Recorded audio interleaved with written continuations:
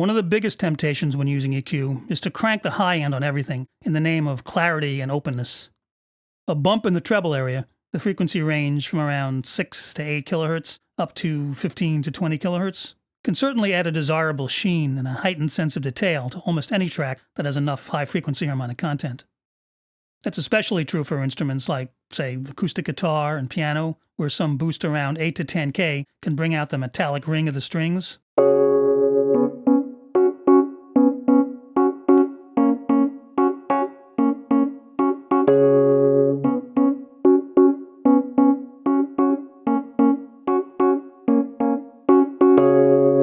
Or cymbals and close mic drums, particularly snare, which can benefit from the extra snap and crispness that a push somewhere between 6 and 12K will deliver.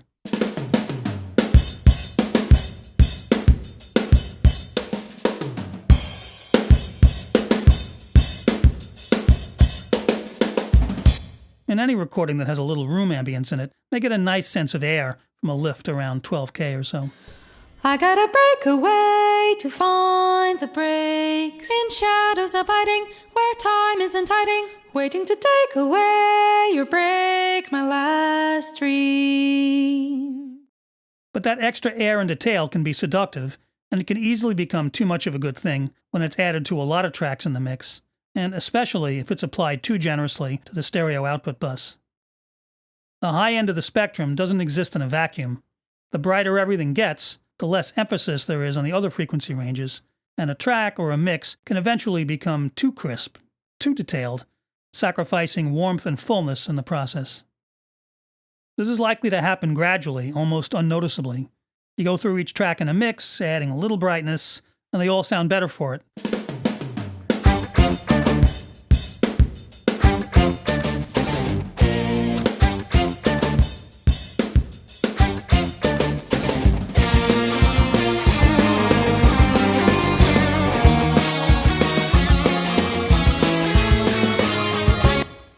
But little by little, your ears become accustomed to this new normal, and as the mix gets busier, as you bring in more elements one by one, that extra detail that was so appealing seems to be lost a bit now in the blend of instruments, as density and masking naturally change the tonal perception of individual tracks and parts. So you restore a little of the seemingly lost detail with another slight bump in the highs here and there, and bit by bit, the mix starts to get overly bright.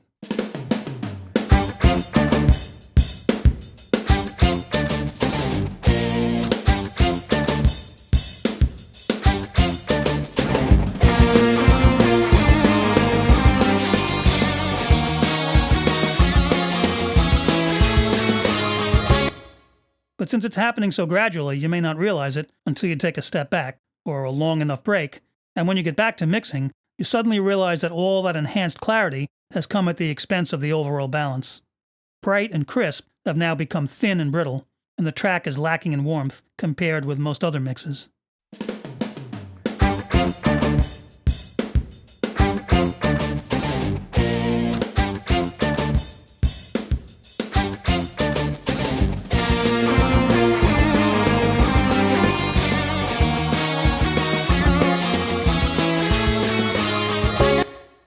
So you dial down some of that overemphasis on the highs, and you end up doing a considerable bit of remixing to get a more well-balanced overall tonal character. Now, there are no hard and fast rules, no this many dB numbers that I can cite as a guideline for exactly how much high-frequency EQ is the right amount. It'll depend heavily on both the arrangement and the individual recordings themselves. Is it an inherently bright instrument? Did the mic that was used in the recording already have a high-end boost designed into its response, like many mics do? Does the song have a lot of overall musical energy in the high-frequency range? A lot of cymbal washes, or bright strummy guitars or buzzy synths? Or there are a lot of background parts that are getting lost in the mix without some extra sparkle? Do most mixes in the song's musical genre tend to be on the bright side overall, like, say, some electronic tracks? Or is the style typically mixed for a more mellow overall tonality, like a lot of indie rock or roots music? All of these considerations will determine just how much extra oomph should be applied in the high-frequency range. You might end up applying anything from a dB or 2 to 5 or 6 dB of treble boost, or even more.